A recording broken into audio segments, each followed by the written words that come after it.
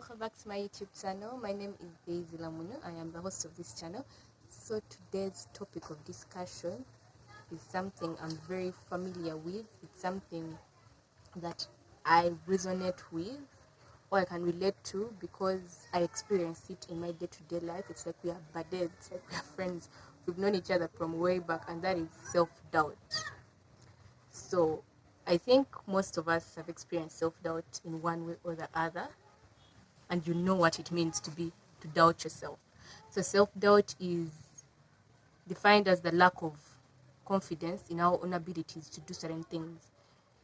When we doubt ourselves, we believe that we are incapable of doing various things that we are assigned to, or we think that we are not worthy of doing those things. So take an example.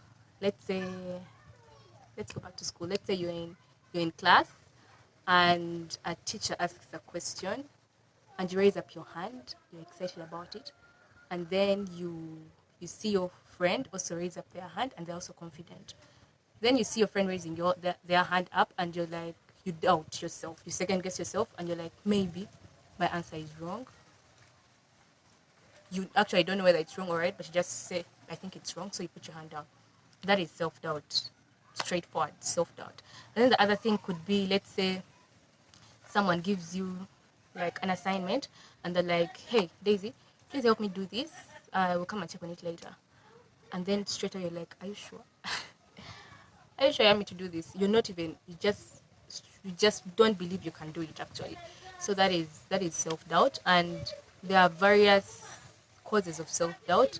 And so in this segment, I'm going to be talking about the causes of self-doubt and how we can overcome doubting ourselves. The first cause of self-doubt is comparing yourself to others. Yes, comparison. As I say, comparison is a thief of joy, and it's very true. Most times when we compare ourselves to people, we are actually comparing ourselves to people who we think are better than us, or we are comparing ourselves to our past selves.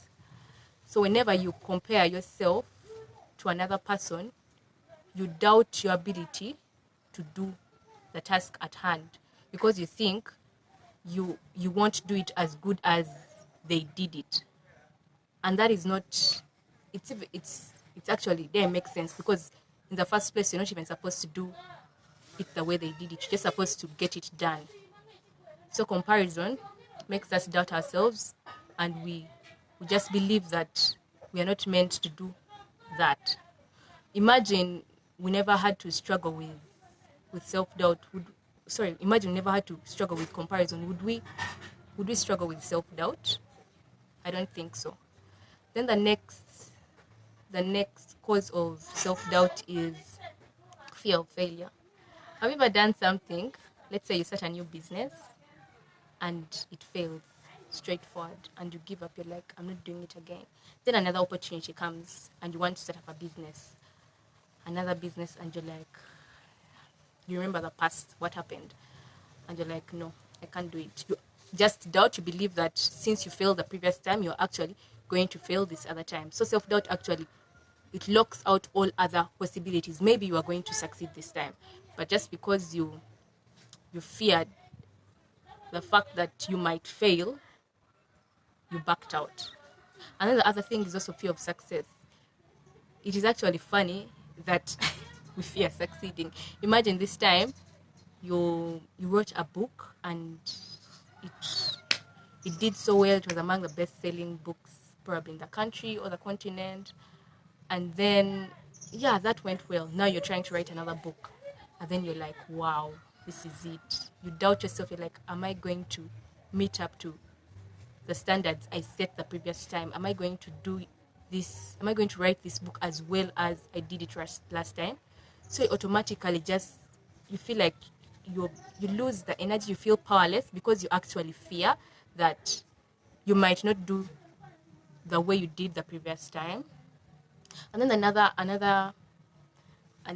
example, another cause of self-doubt is the imposter syndrome, and it's related to low self-esteem.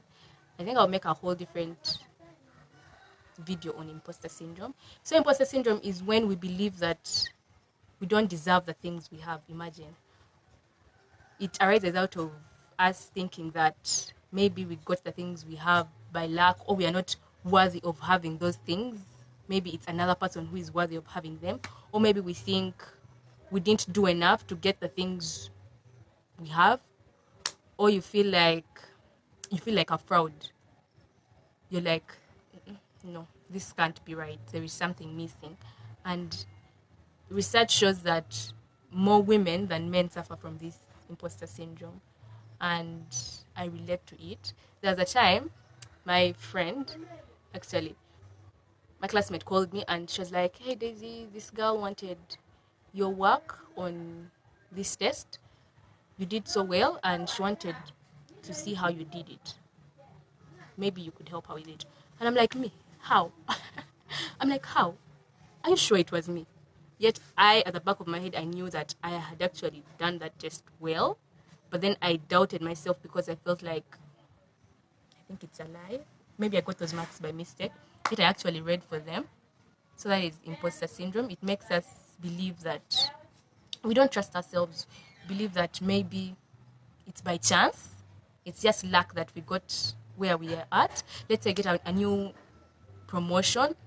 You get a promotion at work, and then your boss is like, hey, you've been doing so well, and yeah, you deserve this. Deep down, you're like, no, it's a lie. Even though you were the most early at work, you used to sleep late, you used to do your very best at work, but just deep down, you just believe that I didn't do enough. So that is self-doubt, and it also comes in when we just don't believe in ourselves. We just feel like we are not worthy of those things. Then the next cause of self-doubt could be our childhood. Let's say we had a traumatic childhood, or during our childhood, we had parents who didn't validate our feelings, parents who compared us to other people, other children, or parents who always scolded us. You're there, you think you've actually done your best. Probably your mother told you to mop the house, and you really tried. And then she's like, is this the best you could do? Something of that sort. Or they're like, you're useless. So you grow up thinking there is nothing you can put to the table. So you doubt your every move. You second guess everything that you do. It's because of actually what your parents did to you when you were young. And I think our childhood has a very big impact on how we relate in our current life. Then the next cause of self-doubt is past experiences. Let's say you failed at a business, or it didn't work out. Just because it didn't work out, you're like, I'm done. I'm not going to try it again. Yet, maybe you made that mistake back then, or it didn't work out because you did something you were supposed to actually not do. But just because it didn't work out, you just put it in your head that I can't do it. It's never going to work out. So we look at our mistakes, our past mistakes, as a gauge for the current decisions we make. Just because I failed the previous time, I cannot do it again. And I don't think that's right, because our mistakes are supposed to teach us and make us better. We're supposed to look back at our mistakes and we're like, wow, I did this and this. That is why I didn't reach here. So the next time I'm doing this, I need to take this step so that I don't make the same mistake, not the other way around. Now I'm going to talk about how we can overcome self-doubt. The first way we can overcome self-doubt is the first thing is grounding yourself. Let's say you're having a moment of negative self-doubt and you're just there, and let's say you've been given an assignment and you're like, I can't do this. Me, I cannot. You even start to shiver, you get anxiety, a stomach ache there. Just pull yourself from those thoughts and surrender to the present moment. Look at what you have at hand and say positive things to yourself. Tell yourself you can do it, and try to switch towards the positive side. Maybe do something that makes you happy, and just try to, as much as possible, to stay on the positive side. Tell yourself positive affirmations that can help you to actually pull down those negative thoughts. Then the next thing could be journaling. I know many people don't believe in journaling. They're like, how can I be there and I'm writing down, like, am I a fool or something like that? But journaling really helps. You're there and you just write down whatever you're feeling. Let's say you're having a moment of self-doubt, you just pen down everything you're feeling and you ask yourself questions as to why you are actually feeling that belief. Where is it coming from? You could ask yourself, what does success mean to me? What is stopping me from attaining that success? Then you ask yourself, do I believe that I'm not worthy of doing this? And then you ask yourself why you're not worthy of doing that, of attaining that. So just journal everything. You write down everything you're feeling, and then you evaluate on it. You should always ask yourself why, and answer that why, because it will help you to actually see the reason as to why certain things, that self-doubt, that belief is there. Then the next thing could be you meditate. When you hear meditation, some people think it's levitating. You're just there in the air and you're but that is not it. Actually, meditation really helps. It helps you calm your mind. And if you're just like you sit down and you just stay calm, you close your eyes and you relax, take deep breaths, and then just bring those thoughts to the forefront of your head and see them for what they are. They are actually thoughts. They are old patterns that they are repetitive. So you bring them to your head and then you feel it. What is it? What are those thoughts telling you? And then you feel that those thoughts actually come and go, but the truth of who you are still remains. So meditation really helps when you're having an episode of self-doubt. It helps you calm down and bring you back to reality and to the present moment. It creates awareness, because most times when we are having self-doubt, we are listening to the voice in our heads, and most times we identify ourselves to the voice in our heads, yet that is not who we are. If the voice in your head is telling you that you are stupid, you are a loser, you will never make it in life, how do you believe that you can actually do this task?